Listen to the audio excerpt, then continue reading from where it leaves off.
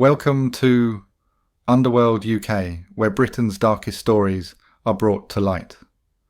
From the gritty streets of gangland London, Liverpool, Manchester and Birmingham, from Curtis Warren to the Cray twins to county lines and modern day true crime, we cover everything. Bringing you new videos every week. Subscribe so that you'll be notified when the next video is put out. He felt my nephew's muscles. Yeah. He felt my nephew's muscles, and I had to interview him over it. Yeah, right. That it wasn't a done thing,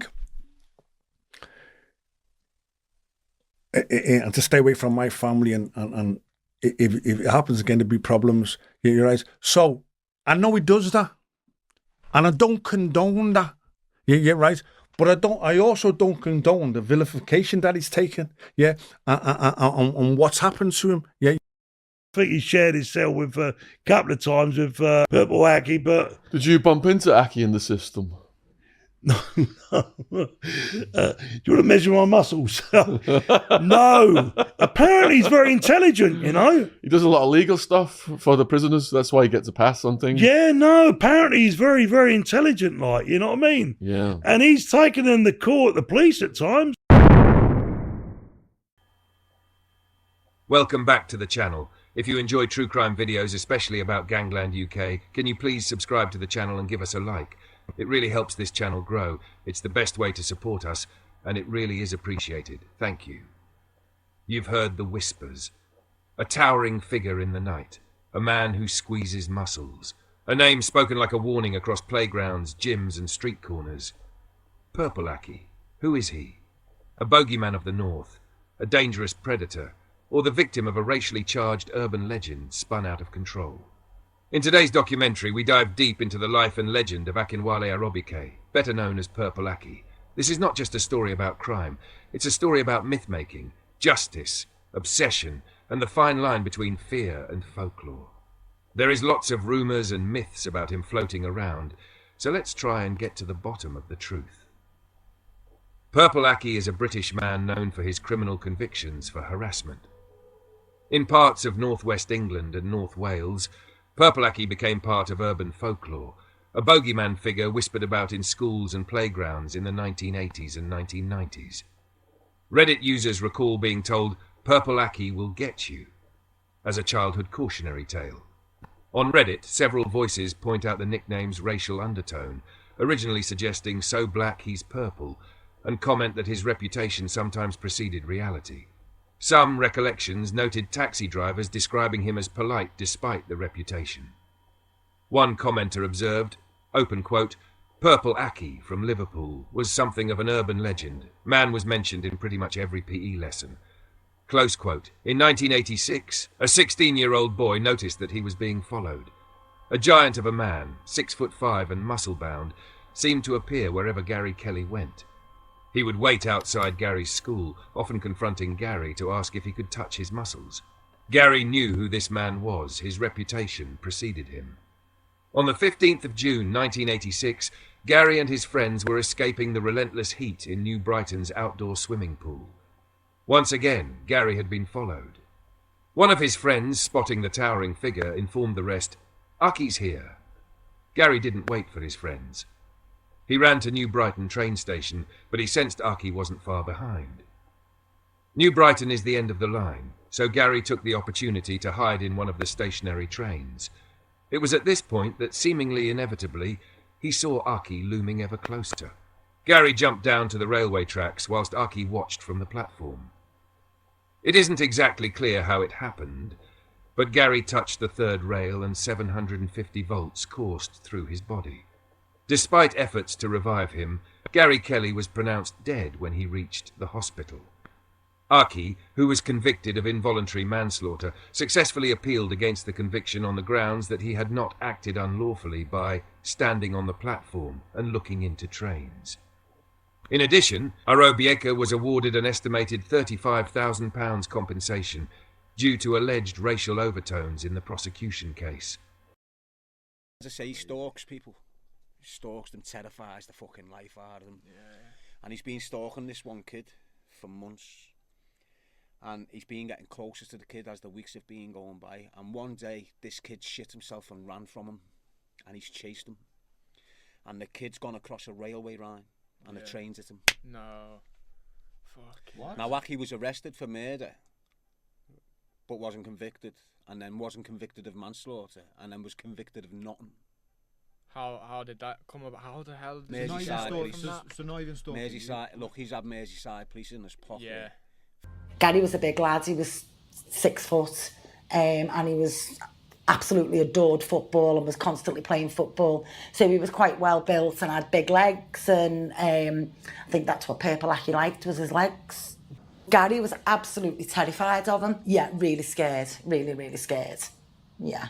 But you would be, wouldn't you? He'd be standing in the entry at the side of his house. So you wouldn't know that he was there. And as Gary would leave my house and walk over, he'd just step out the entry. And then Gary would go down the entry with him, and that's where he used to make Gary do the squats and stuff. Gary said that he would get excited by that. So that's why Gary went to the police in the end and got a harassment order. And the order was Purple Aki wasn't supposed to come over to Birkenhead. He was supposed to stay on, he wasn't allowed over the Mersey. He was supposed to stay on the Liverpool side, and he didn't. He has been convicted for touching and measuring the muscles of young men and asking them to squat his body weight. These crimes were originally ruled as sexually motivated, and in 2006, Merseyside police successfully applied to Liverpool Magistrates Court for a sexual offences prevention order. This was lifted in May 2016, and Arobieke has never been convicted of a sexual offence.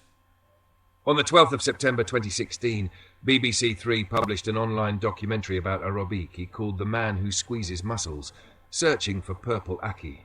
Later that year, he made an allegation against the BBC of incitement to racial hatred, complaining to Merseyside police that the documentary was racist and had demonised him. Akinwale Arobieke Arobieke was born on 15th of July 1961 at Crumpsall Hospital in Crumpsall, Lancashire. His mother was a secretarial student of Nigerian descent. His father's identity is unknown. He was placed in care at the age of 6 months and spent some time in a Barnardo's home in Llandudno. As an adult, he held several jobs, such as a cleaner in the Mersey tunnels and as a messenger for Liverpool City Council. Aki appeared in court on the 22nd of November 2001, pleading not guilty to 50 counts of indecent assault and harassment against 14 teenage boys between February 1995 and September 2000. He was convicted of threatening behaviour and jailed for 30 months. Released in 2003, Arobieke resumed his activities and was quickly arrested and charged. During the course of the trial, 123 people were interviewed by police, including one family who were forced into witness protection as a result of threats from Arobieke. This led to Arobieke being additionally charged with witness intimidation. On the 15th of December 2003, he was jailed for 6 years by Preston Crown Court, pleading guilty to 15 counts of harassment and witness intimidation. A further 61 counts, mostly of indecent assault, were left on file. When sentencing Arobieke, Judge Edward Slinger said, "You are a danger to young men, and your behaviour is both strange and obsessive." After the case, Detective Superintendent Mike Dale said, "Over the years, Akinwale Arobieke has been persistent in his pursuit and harassment of a number of young men, instilling fear into them. We are pleased with the sentencing. Most importantly, it's to the credit of the witnesses, who, despite their fears and apprehensions, have remained steadfast and determined to see justice done and this man prosecuted to stop him from making other people's lives a misery." Arobieke was released on licence from prison on the 26th of October 2006. Unusually, Merseyside police applied to Liverpool Magistrates Court for an interim sexual offences prevention order against him, although he was never convicted of a sex offence. Under the terms of the order, he was banned from touching, feeling or measuring anyone's muscles, asking people to do squats in public, entering the towns of St Helens, Warrington or Widdens without police permission, and loitering near schools, gyms or sports clubs. The ban was later overturned as draconian, but remained in force after a successful appeal by police. Regardless of his motivations, Aki was clearly very interested in bodybuilding, and so it is no surprise that he could be seen attending a bodybuilding competition in Manchester in 2012. Aki was arrested due to a perceived breach of his bail conditions. An officer referred to him as a famous paedophile and used his arguably racist nickname. On the 20th of May 2007, Arobieke approached a man in a shopping centre in Preston and commented upon the size of his biceps before touching them without permission. He was arrested shortly afterwards on suspicion of breaching his sexual offences prevention order and later convicted and jailed for a further 15 months, with the muscle-touching ban being made permanent. In July 2008, Arobieke was unsuccessful in trying to overturn the muscle-touching ban, at one point behaving erratically just before appearing in court. During the case proceedings, details of Arobieke's Stalker's Manual were disclosed. This was a book Arobieke had compiled that was full of details about victims' body measurements, contact numbers and families. It was alleged that he would do research into his victim, confronting them with such details as their father's car registration number or siblings' place of education. In addition, DC Andrew Rowlings claimed that Arobieke became sexually aroused while forcing terrified young men to perform inverted piggybacks, ordering them to squat so he could lean over their backs with his face by their buttocks and his genitalia on their necks while squeezing their quad muscles. During the court case, Arobieke made an apology to his victims and admitted that he was infamous, notorious, everything from a boogeyman to whatever.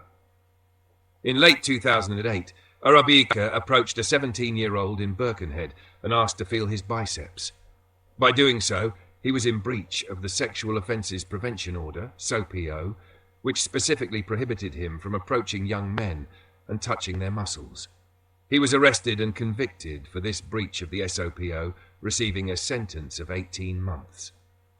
In April 2010, Arobieke appeared in court in the Welsh town of Mold, having been charged with further offences. On the 24th of June 2010, after a jury found him guilty of touching the calf and quadriceps muscles of a 16-year-old boy in Llandudno, the judge said that Arobieke was a sexual predator and jailed him for 2.5 years. The offence was a breach of his Sexual Offences Prevention Order. Arobieke, who defended himself in court, insisted he was the victim of malicious false allegations to the police. They received several calls a day, saying I am in locations across the country, even when I am in prison. In June 2012, Merseyside police issued a statement denying rumours that Arobieke had died and stating that he remained in prison. The same month, Arobieke was released from prison after serving 2 years of his sentence. In August 2013, Arobieke was put on trial at Manchester Crown Court after being accused of targeting young men in St. Peter's Square in Manchester, as well as in Trafford and Bolton, and was cleared of all charges. In February 2014, a Greater Manchester Police Professional Standards investigation found evidence to support police misconduct against Arobieke.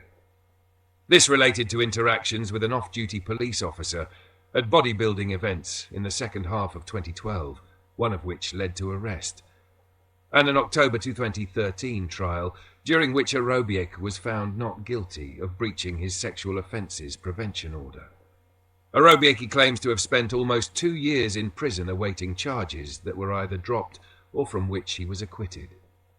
On the 1st of October 2015, Arobieke was once again found guilty of breaching his SOPO, having asked to touch and measure the muscles of a student travelling on an Arriva Trains Wales service from Manchester Piccadilly to Colwyn Bay on the 11th of October 2013.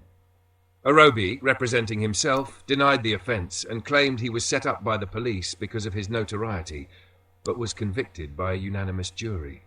He also complained about the use of the nickname Purple Aki throughout prosecution papers, as he regards it as racist. Arobieke had previously complained to the Press Complaints Commission on these grounds regarding newspaper use of the nickname. In May 2016, Manchester Crown Court lifted the prevention order. In rendering his decision, Judge Richard Mansell indicated that while breaching the order was a serious matter, the order's restrictions could no longer be justified.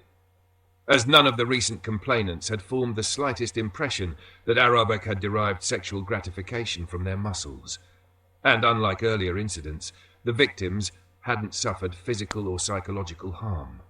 Judge Mansell said, You are still carrying the stigma of the boy who died on the railway tracks. That ill hangs over you." Arobieke replied, "It's not nice in any way, shape or form to be involved in the death of another human being." Lifting the SOPO, Judge Mansell said, "I'm giving you the clean slate you have desired for a long time. I'm also putting a considerable amount of trust in you to behave like a mature man in your 50s. You're intelligent. I have seen that myself. I just hope you can make a clean break. For the first time in a long time, you have no proceedings before the court." "I'm an honourable man," Mr. Arobieke said. "I won't let you down." After his hearing in 2008, Arobieke explained that psychiatric counselling had helped him realise that if I am towering over them, and I am a big black man, they may not be really consenting. They may be consenting out of fear. In August 2013, after being cleared of breaching his SOPO, Arobieke told the court he was the victim of a modern-day witch hunt, and noted that officers had approached one alleged victim at his home, rather than waiting for him to come forward. Arobieke had been arrested after being spotted by Detective Inspector Lewis Hughes while off duty at the Manchester event. In a call to a police operator, D.I. Hughes said, "There's a famous paedophile here," and then referred to Mr. Arobieke by his nickname before adding, "His real name is quite a lengthy Nigerian name. He's very famous. He's here accosting people in the toilets. As far as I know, he's got bail conditions that prevent him from attending this sort of event." He was then held in prison for 6 weeks before being released. In 2014, Arobieke sued Merseyside and Greater Manchester Police GMP over his treatment, noting that he had almost 2 years in jail awaiting charges that were either dropped or from which he was acquitted. A GMP professional standards investigation found 2 senior officers were given words of advice over their handling of an earlier complaint by Arobieke against D.I. Hughes. That complaint, which police failed to deal with correctly, was later to form part of a charge against Mr. Arobieke of harassing D.I. Hughes, and the case collapsed after the 28-year-old detective acted in what the investigation described as an unacceptable and unprofessional manner outside court. On the 23rd of January 2014, the findings of the investigation were released and include a number of complaints that were rejected, but 3 that were upheld. One of the upheld complaints by Mr. Arobieke alleged that during a visit to GMP headquarters on the 9th of December 2013, a staff member came from behind the counter and confronted him in a threatening manner. The report said CCTV was viewed and the conduct of the counter clerk was overly confrontational and likely to cause offence. The staff member has been formally advised about his conduct. In 2016, police began investigating an allegation against the BBC of incitement to racial hatred after Arobieke complained that the 2016 documentary The Man Who Squeezes Muscles, Searching for Purple Aki, was racist. In the film, he is referred to as a big black man 3 times, and it is said that everyone has seen him or been chased by him, and everyone thinks they have spotted him and felt a shiver. One alleged victim in the documentary calls Arobieke purple and huge. In 2017, Solita Bar and Grill, which owned 4 restaurants in Manchester, apologised for naming a burger Purple Teriyaki in reference to Arobieke's nickname, after complaints that the name could be construed as racist. The restaurant had posted the name on Twitter with a photo of a sign which included an arm squeezing a bicep. The restaurant changed the name and apologised following complaints from the public that the name could be seen as racist. If anything, these incidents suggest that Aki is no longer seen as a dangerous sex offender. Admittedly, the police are obligated to protect Aki as a member of the public, but as recently as 10 years ago, it would have been almost inconceivable that the public would jump to his defence. It may be that attitudes towards habitual offenders has softened, or that casual racism has become less tolerated, but I believe there is more to it than that. The legend of Purple Aki has been present in the collective consciousness of the north of England for a number of decades. Children, now adults, have grown up with stories about Aki and warnings that Purple Aki will come and get you. Pariah or not, Aki is ingrained in the culture of the Northwest. But these days, Aki seems to be recognised as someone who has been failed by the justice system, taken advantage of by the press, and subject to prejudice and mockery. It could be argued that many of Aki's offences could have been prevented by therapy and education. Let's listen to a witness account by someone that Aki approached. The following are all the witness's own words. A few years ago, I was travelling between Leeds and Liverpool by train. Whilst waiting for my connecting train at a Manchester train station, I saw a towering figure out of the corner of my eye. Aki, unmistakably. I couldn't believe the size of him, and each time I looked, he caught me staring. When I boarded the train, Aki boarded too. We shared glances, and he moved along the train closer to where I was. Let me be clear. Aki wasn't being intimidating, and he certainly wasn't interested in my lack of muscles. I imagine he was simply reacting to being stared at.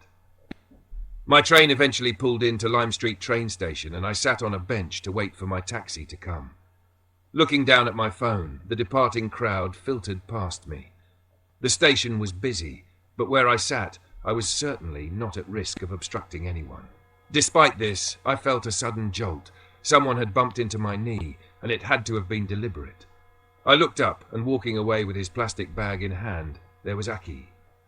In November 2021, newspapers reported on a social media video which showed youths throwing fireworks at Arobieke in Wavertree Street, Liverpool. On the 16th of June 2022, Arobieke was awarded a substantial but undisclosed sum in settlement of a civil case he brought against GMP for malicious prosecution and misfeasance in public office. Arobieke alleged that from 2012 he was targeted by two particular officers who have not been named. His case was that the officers made false allegations against him, which ultimately resulted in him being charged and prosecuted. Clive Barker created the story of Candyman. It is not based on any real piece of Chicago history. However, in addition to the inspiration from Bloody Mary folklore, some believe that Barker was also influenced by a sort of real-life urban legend figure in his hometown of Liverpool, England. In the 1980s, Liverpool youths were shaken to a frenzy by a character known as Purple Aki, believed by many to be an urban legend. Purple Aki was, according to reports, a towering black bodybuilder who stalked young men, often sodomizing them and carving his initials in their buttocks with an army knife. Boys and young men lived in fear of this elusive predator, many of whom dropped out of sports teams and gyms because of fear of the Purple One. And in Liverpool, men, not boys, worked pre-dawn paper routes. Adults who grew up during the reign of Purple Aki remember what a shocking impact the legend had on their childhoods, keeping them from playgrounds, woods, backyard camping, and even evening walks through their neighbourhoods. Stories abounded that he had been killed many times or that he had drowned in a nearby woodland pool, but was later seen quite alive. No one had ever caught him, and no adults seemed to see him. He was believed by many to not exist at all. Purple Aki is more than a tabloid oddity. He's a mirror reflecting society's fears, our media's appetite for spectacle, and the blurry line between threat and urban myth. So next time you hear the name whispered, ask yourself, are you hearing a warning, or just the echo of a story we've all helped create? I was 16 when I first met him. I was confronted by this 6'5" black man, 22 stone, he's got a grip in my biceps, he wants to squeeze me legs. A car's here, the bomb's here, he's chased me, gets to me mars, he's banging on the door. I'm sitting in my mum's, terrified. Yeah, I'd heard about him growing up as a kid. You know, he was the bogeyman, he was the myth, he was the legend. You know, so when I first met him, you know, it was very intimidating.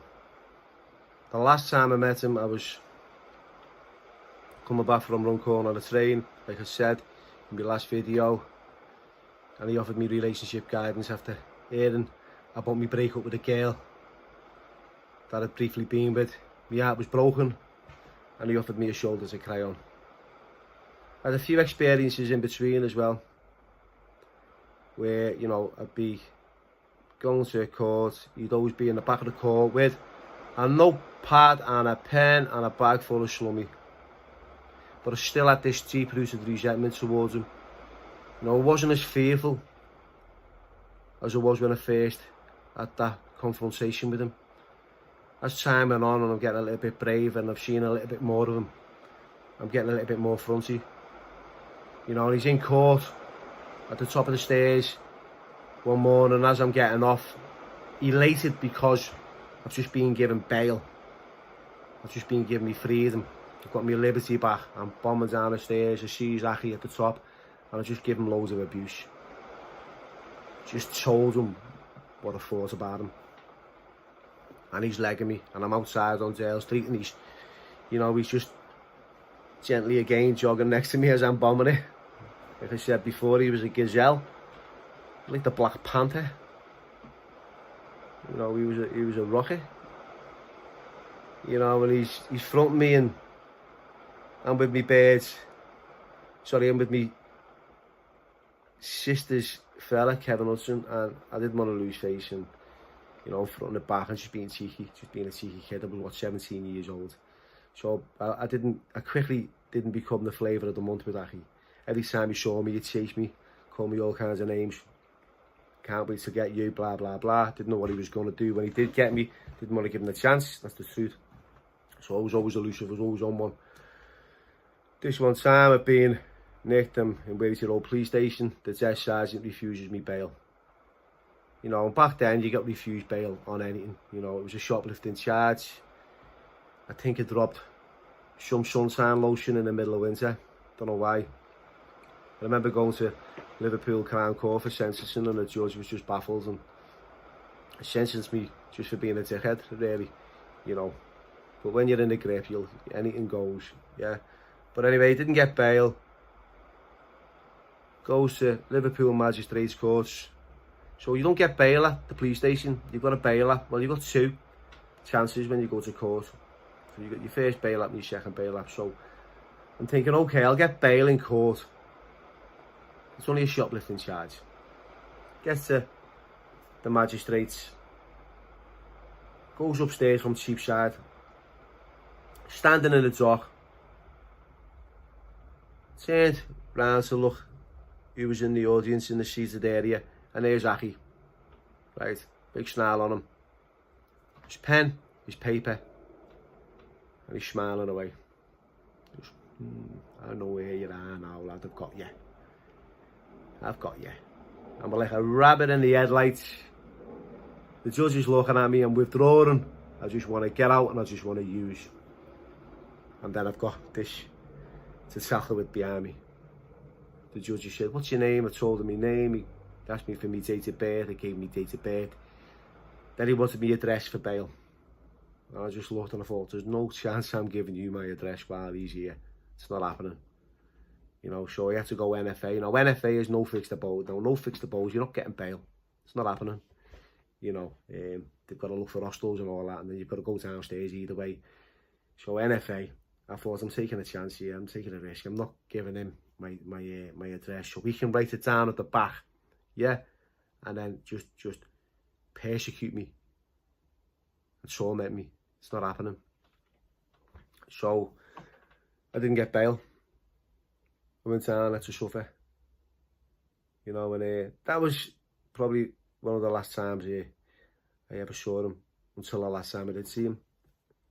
Yeah, but I spoke to a friend today who knows him and he's in touch with him, and you know, he's recently had something to eat with him, and I asked him would he put me in touch with Aki, because I wanna sit down, I wanna have a little chat with him.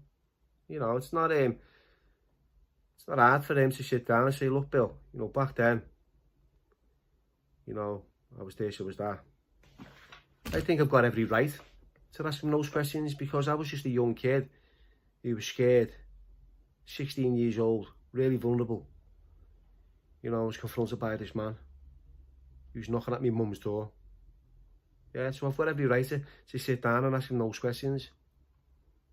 You know, why did he do that? You know, what kicks did he get out of it? There was a few people back then like that. You know, there was a kid called Carl Palmer. You know, I remember him well. You know, another big black kid from the South End.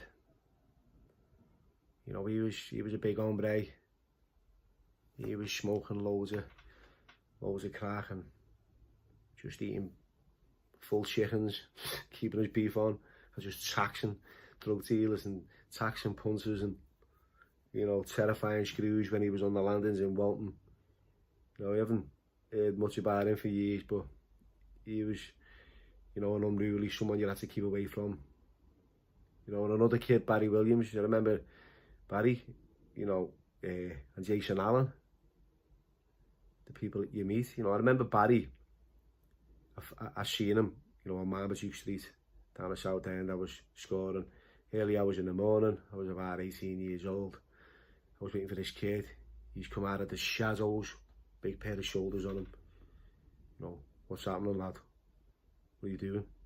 Who are you waiting for? I just said, what's it got to do with you? I'm waiting for me, mate. He said, stop being a gangster. Who do you think you are?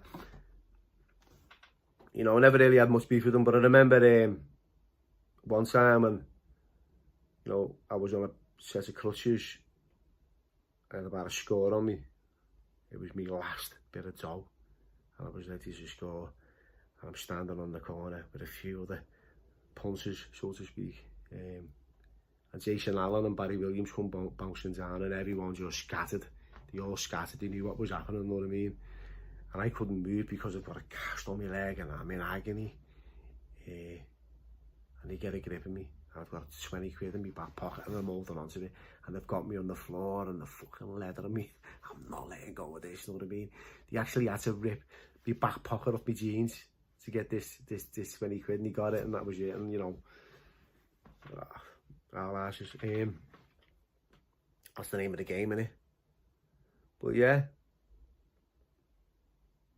you don't realise that you know, you get older and you get bigger and you get less fearful. So yeah, I'd love to sit down and have a little chat with him. Say to him, okay, so what is it with these biceps? What do you get out of it? Are you actually, you know, sorry for anything you've done? I don't think it'll happen. I don't really think he's gonna sit down with me and have a chat. But let's see what this kid can come up with. The hunt for Aki is on. Even if I can approach him and get a little bit of content out of him. See, a little bit of payback there, fella. Let me grab your legs. Let me grab your biceps. In fact, how do you approach him and communicate with him? What do you call him? Peps. How are you, Peps? What's happening, lad? Or is it Aki? Or is it the full title Purple Aki? Or is it Arobieke Akinwale? You don't know if he's going to react to any of them. But I asked me mate what he said, and he said he just likes to get called Aki.